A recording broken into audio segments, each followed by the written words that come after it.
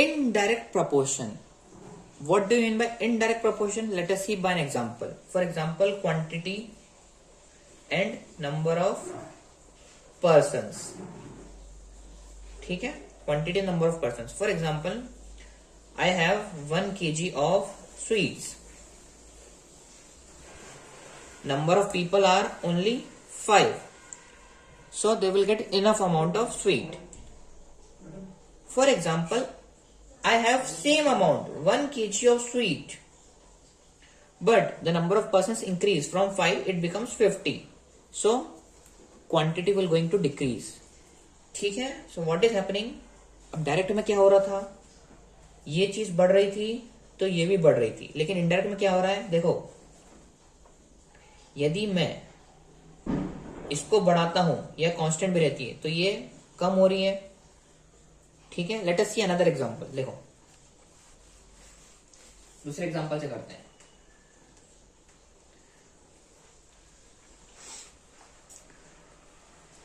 Work and number of persons. Work and number of persons. ठीक है. एक काम 4 लोग करेंगे. ठीक है.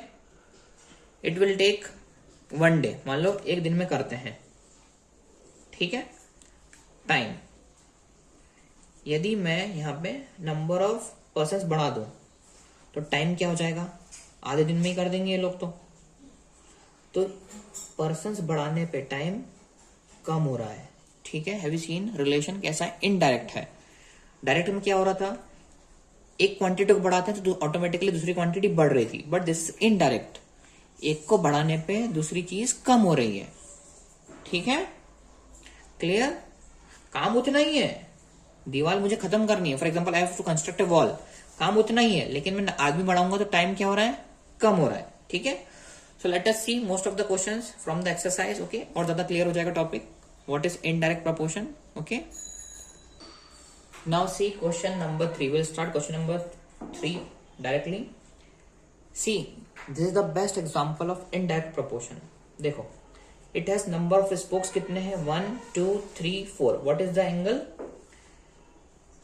4 स्पोक्स पे एंगल कितना है, 90 degree. This is 90, this is 90, this is 90, this is 90. Now the number of spokes increase. देखो 1 2 3 4 5 6. 6 पे कितना एंगल है, 60 डिग्री. अब नंबर ऑफ, देखो स्पोक्स बढ़ रहे हैं एंगल कम हो रहा है, स्पोक्स बढ़ रहे हैं एंगल कम हो रहा है. दिस इज, देखो ये क्वांटिटी बढ़ रही है. ठीक है. ये कैसी होनी, डिक्रीज. देखो ये बढ़ गया लेकिन एंगल कम हो गया. Now number of spokes 1 2 3 4 5 6 7 8. अब 8 के लिए हाउ मच डिग्री, 8 स्पोक्स के लिए हाउ मच. तो सबसे पहले 1 के लिए निकालो. फॉर 1 90/4. तो 8 के लिए कितना, 8 के लिए 90/4 इंटू 8. 4 to 8 कितना बताओ, 8 स्पोक्स के लिए कितना. ऐसा करेंगे कैसा, यूनिटरी मेथड काम आएगी क्या इसमें, नहीं, इसमें यूनिटरी मेथड काम नहीं आएगी. ये तो 180 डिग्री हो जाएगा. फिर तो 8 स्पोक्स के लिए 180 डिग्री एंगल है, तो ये मेथड काम आएगी नहीं. This is indirect proportion. तो unitary method will not going to work here. Unitary method will not going to work here. So how you are going to find out for this? Tell me. Unitary method तो काम ही नहीं आ रही है, फिर कैसे निकालोगे.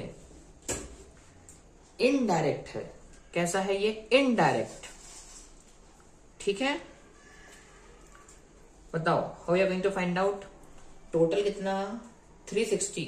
कितने पार्ट्स हो गए, 1 2 3 4. ठीक है. टोटल कितना, 360. कितने पार्ट हो गए, 1 2 3 4 5 6 7 8. तो 360 divided by 8. Answer will be 40 degree. ठीक है. कितने पार्ट है, 1 2 3 4 5 6. 360 divided by 6. Answer is 60 degree. देखो मैच हो रहा है. कितने पार्ट है, 1 2 3 4. टोटल कितना, सर्कल का angle 360 degree divided by 4. Answer is 90. Like this you have to find out. Okay. अभी जैसे जैसे क्वेश्चन करेंगे, I will tell you another method. Clear. Question number 4. If a box of sweets is divided among 24 children, each will get 5 sweets. How many would each will going to get if number of children is reduced by 4? See the question. पहले 24 बच्चे थे और हर किसी को how many sweets are given? 5 sweets per children. अब कितनी sweets मिलेगी if the number of children are reduced by 4? तो 24 माइनस 4 हाउ मच? 20. कितनी स्वीट्स मिलेगी?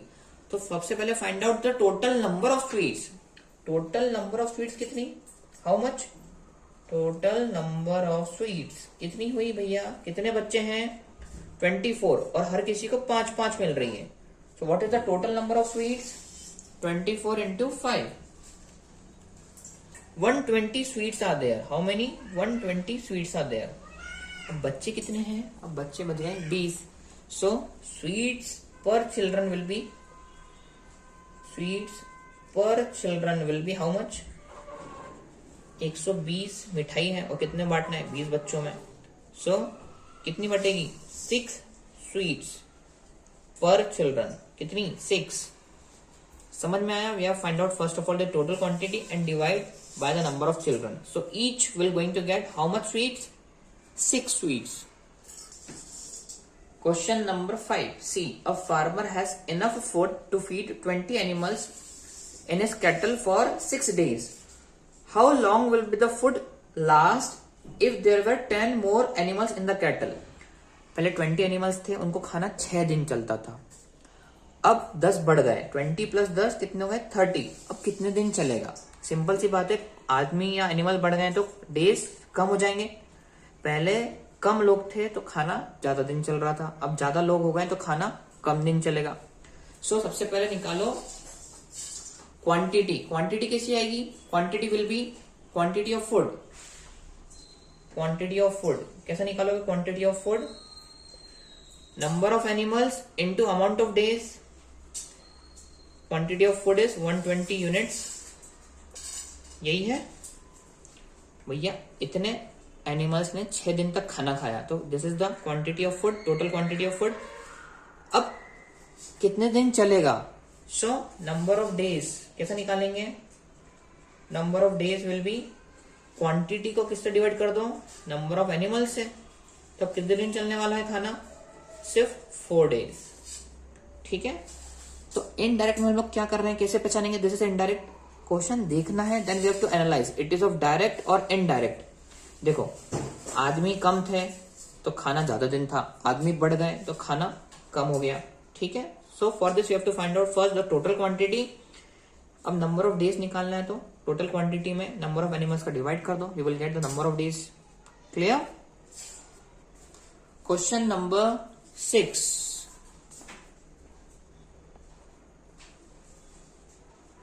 A contractor estimates that 3 persons could rewire Jasminder's house in 4 days. तो देखो, persons and days.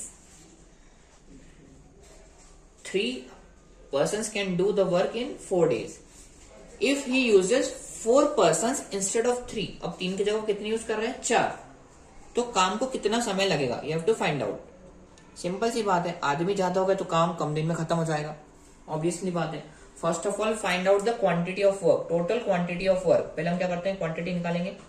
Quantity of work will B number of persons into days.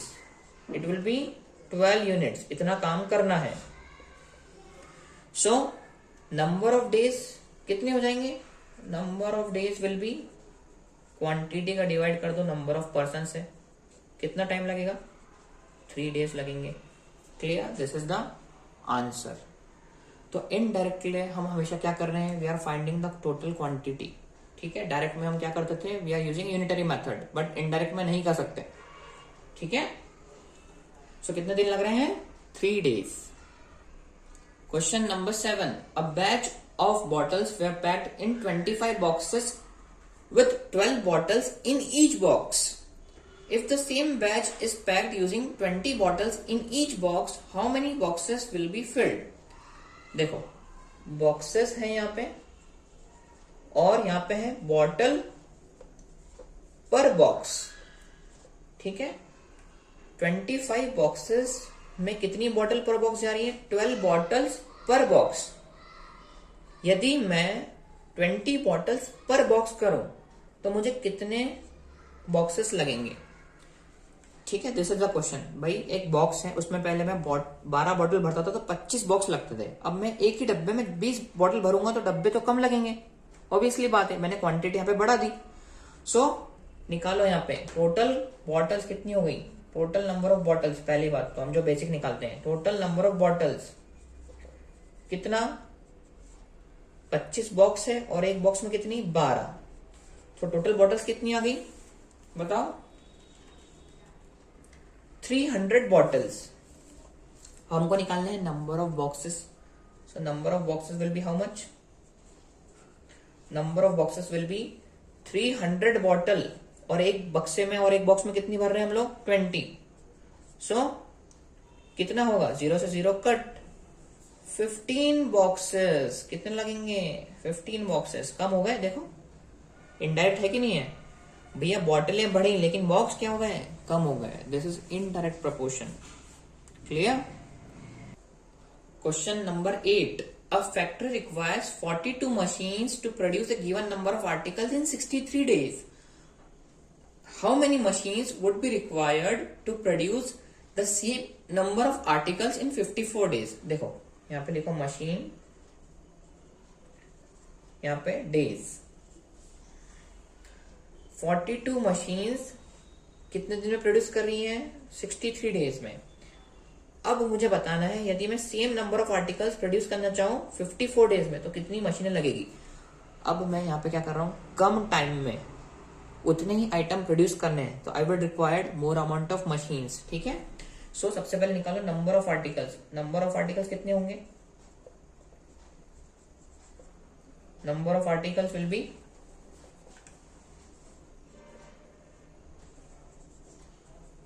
number of machines into number of days. This is the total number of articles.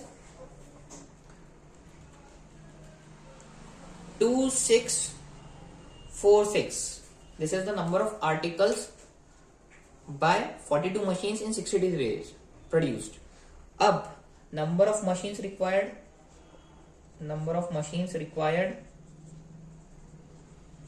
अब मुझे इतने ही articles बनाने हैं लेकिन कितने दिन में?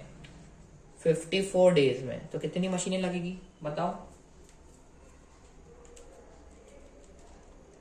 49 मशीन्स रिक्वायर्ड। कितनी machine? 49 machine. Clear? Question number 9। A car takes 2 hours to reach a destination by traveling at the speed of 60 km per hour. How long will it take when the car travels at a speed of 80 km?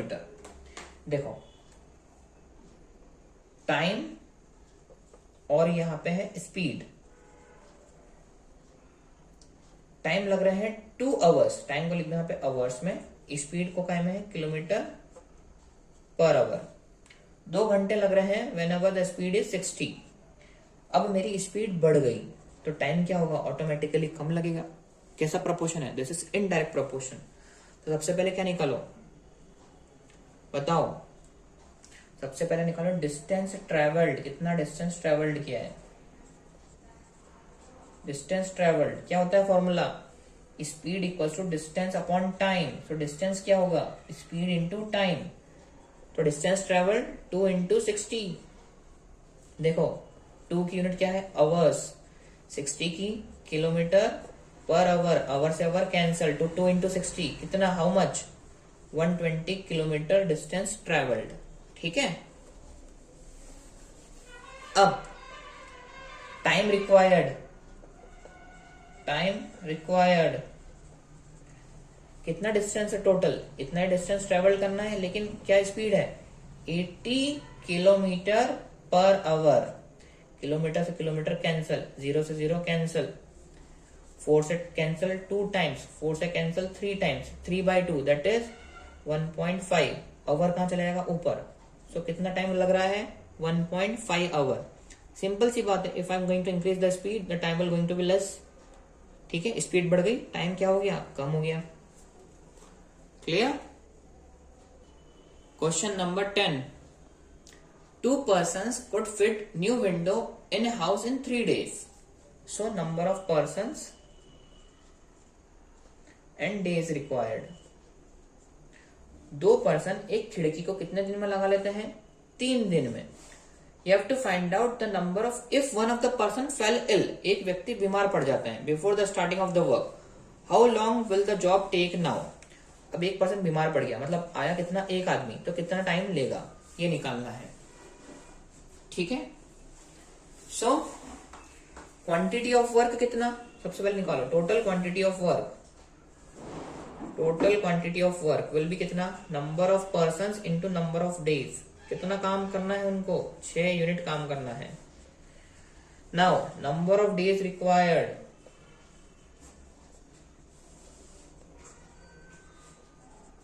कितना काम है? 6 unit. अब person कितने हैं? एक ही है, तो कितना टाइम लगेगा? 6 डेज लगेंगे. ये है पहला आंसर, पहला पार्ट का. ठीक है. कितने दिन लगेंगे? 6 दिन, क्योंकि आदमी में कितना है? आदमी एक ही है. ठीक है. Now second part. What is the second part? Now how many persons would be needed to fit the window in 1 day. अब एक दिन में करना है काम, वही सेम काम, कितने आदमी लगेंगे? तो टोटल क्वांटिटी ऑफ वर्क हमें पता है 6 यूनिट है. अब number of persons required. Number of persons required कितने यूनिट काम है? काम तो 6 यूनिट है. अब कितने दिन में करना है? एक दिन में, तो कितने आदमी लगेंगे? 6 पर्सन्स रिक्वायर्ड. ठीक है. कितने आदमी? 6 आदमी लगेंगे. Clear? Question number 11 related with your daily life. A school has 8 periods with each of 45 minutes duration. How long would each period be if the school has 9 periods a day, assuming the number of school hours would be the same? देखो यहाँ पे लिखो periods और duration. 8 period लग रहे हैं. कितने time के? 45 मिनट्स के. अब हमको निकालना है, यदि मैं पीरियड्स बढ़ा दूं 9 तो टाइम क्या हो जाएगा? ऑटोमेटिकली कम हो जाएगा. कैसा प्रपोर्शन है? Indirect proportion. ठीक है. क्वांटिटी बढ़ा रहा हूं लेकिन टाइम क्या हो रहा है? कम हो रहा है. सबसे पहले निकालो total duration, total time. Total time of school hours कितना हो जाएगा? Total time of school hours 9 classes, 9 periods लग रहे हैं. Each period is of 45. So total time कितना? 9 into 45 minutes. So total time of school hours will be 45 into 9. That is 405 minutes की school लग रही है.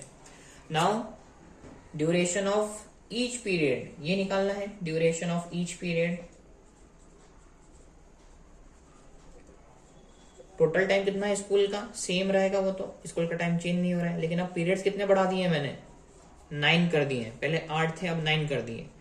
तो ड्यूरेशन कितना हो जाएगा? अब बताओ.